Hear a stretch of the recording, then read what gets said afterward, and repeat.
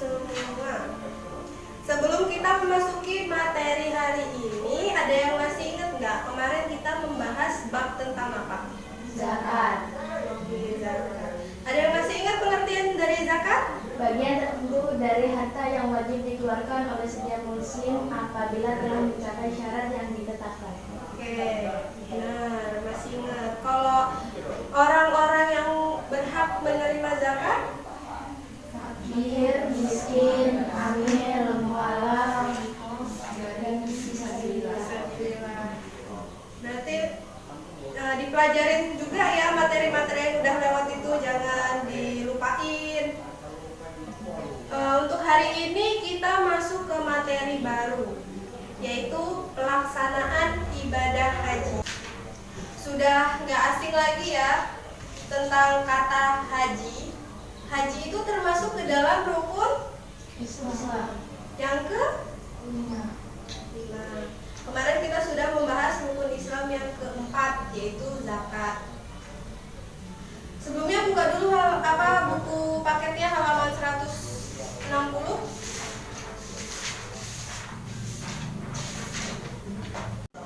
Haji menurut bahasa berasal dari bahasa Arab, yaitu al-hajj yang berarti menyengaja atau mengunjungi.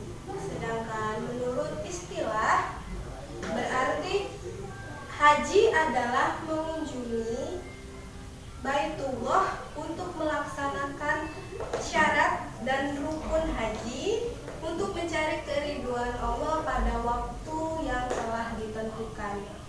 Kapan sih waktu yang telah ditentukan itu? Ada yang tahu? Pada bulan apa?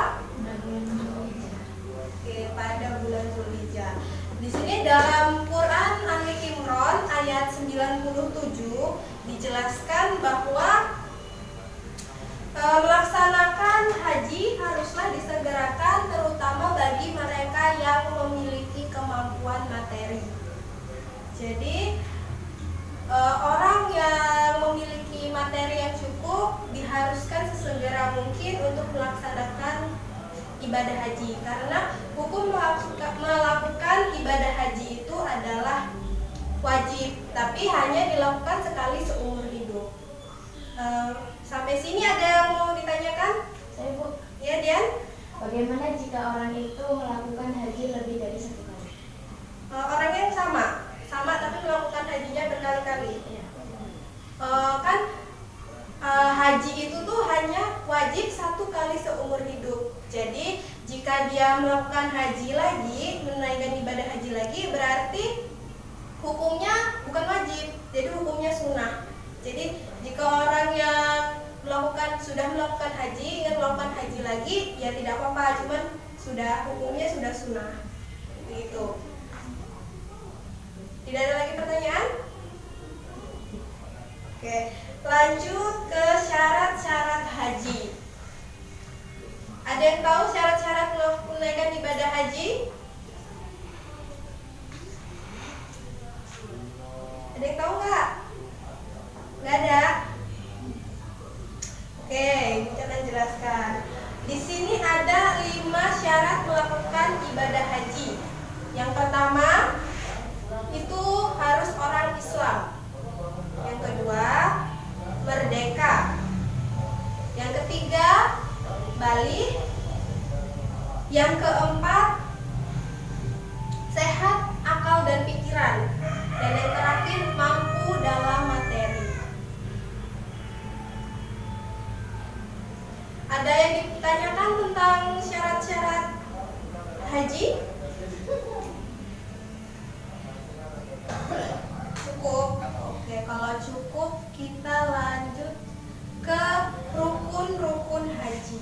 Yang pertama itu ada ihram. Yang kedua ada wukuf. Yang ketiga ada tawaf. Yang kelima? Yang keenam? Kemudian yang terakhir adalah tertib.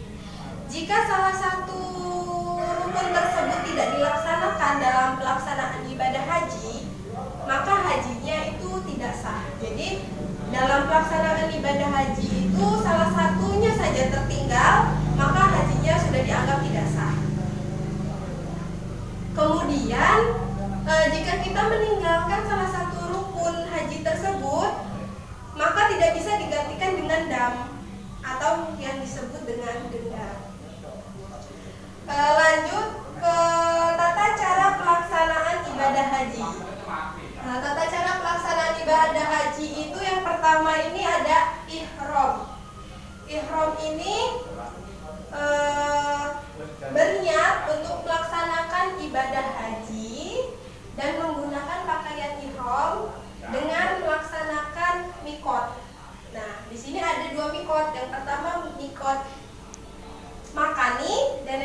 mikot zaman. Setelah kita melakukan ihram, kemudian kita melakukan wukuf. Wukuf ini dilakukan di Padang Arafah. Oke, Padang Arafah. Wukuf ini dilaksanakan dari tergelincirnya matahari pada tanggal 9 Zulhijjah hingga terbitnya fajar pada tanggal 10 Zulhijjah. Pada pelaksanaan wukuf ini, di sini kita bisa berdoa, meminta kepada Allah sebanyak-banyaknya, kemudian berzikir untuk mencari keriduan dari Allah Subhanahu wa taala. Setelah kita melakukan wukuf, kemudian kita mabit di Musdalifah. Mabit di Musdalifah atau bermalam di Musdalifah. Saat bermalam di Musdalifah ini kita mengumpulkan atau mencari batu atau kerikil untuk melakukan lempar jumroh. Setelah kita melakukan ihram, kita melempar jumroh. Melempar jumroh ini dilakukan sebanyak 7 kali. Dan itu tidak boleh, batu itu langsung dilempar berbarengan 7 batu itu tidak boleh, tidak diperbolehkan. Jadi jika kita melempar batu 7 kali, berarti batu itu kita lempar satu persatu. Terus batu yang sudah dilempar nggak boleh diambil lagi, kemudian dilemparkan lagi. Setelah kita melakukan lempar jumroh, kita melakukan tahallul. Tahallul ini adalah mencukur setidaknya 3 helai rambut. Setelah tahallul, kita melakukan tawaf. Tawaf ini dilakukan sebanyak 7 kali memutari Ka'bah. Setelah tawaf, kita melakukan sa'i. Ada yang tahu nggak sih sa'i ini apa?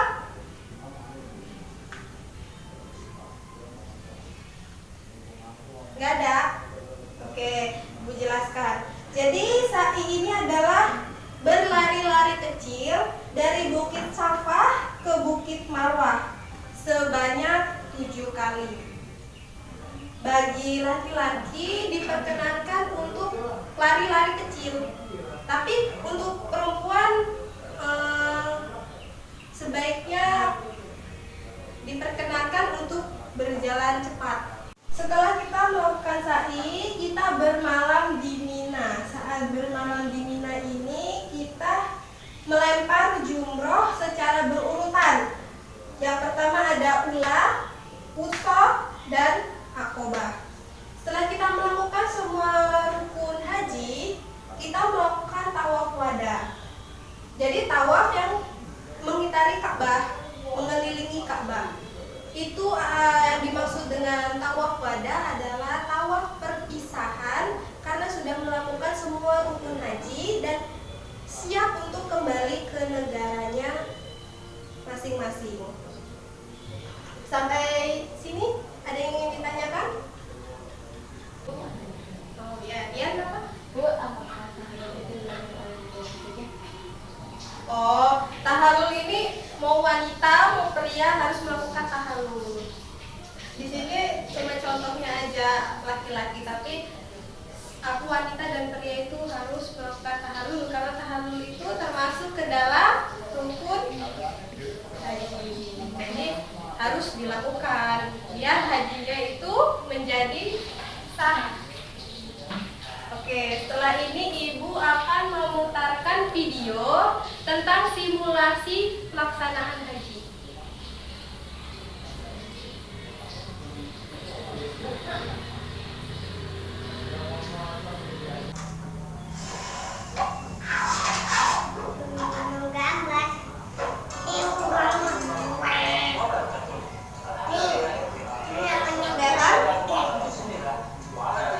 Suaranya terdengar sampai belakang?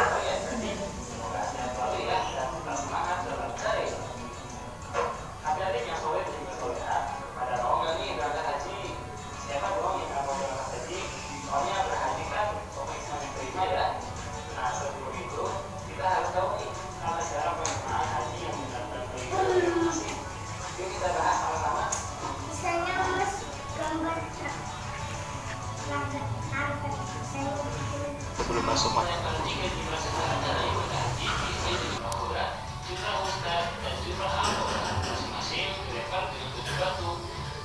Dan yang terakhir adalah tawaf wada, yang merupakan tawaf perpisahan setelah menyelesaikan seluruh ritual haji untuk meninggalkan Mekah dan kembali ke negara masing-masing. Nah, itulah adik-adik tata cara pelaksanaan ibadah haji yang lainnya juga yang benar. Kita harus tahu ya, kita harus tahu sebelum kita berangkat haji nanti. Semoga kita dimampukan dan dimudahkan oleh Allah Subhanahu wa Ta'ala untuk berangkat haji atau umrah ke Baitullah. Ya, untuk video kali ini semoga bermanfaat dan berkah. Baik, tadi itu penayangan video simulasi pelaksanaan haji. Dari penayangan video tersebut ada yang ingin ditanyakan? Tidak ada. Oke, berarti untuk pertemuan kali ini cukup sampai di sini. Cuman untuk pertemuan selanjutnya, Ibu mau kita praktek manasik haji. Jadi pertemuan selanjutnya minggu depan kita akan praktek manasik haji. Jadi untuk pembagian kelompoknya, Ibu mau satu kelas ini dibagi 3 kelompok ya. Dan satu kelompoknya isinya 6 orang. Pembagian kelompoknya sesuai urutan absen aja. Terus jangan lupa juga besok untuk yang perempuan nyiapin mukena warna putih ya. Terus untuk yang laki-laki bisa pakai sarung putih, koko putih atau celana berwarna putih. Sampai di sini ada yang ingin ditanyakan? Tidak ada. Oke, kalau gitu Ibu cukupkan pertemuan kali ini. Semoga materi hari ini menambah wawasan untuk kita dan mendapatkan keridhaan dari Allah. Ibu akhiri, wassalamualaikum warahmatullahi wabarakatuh.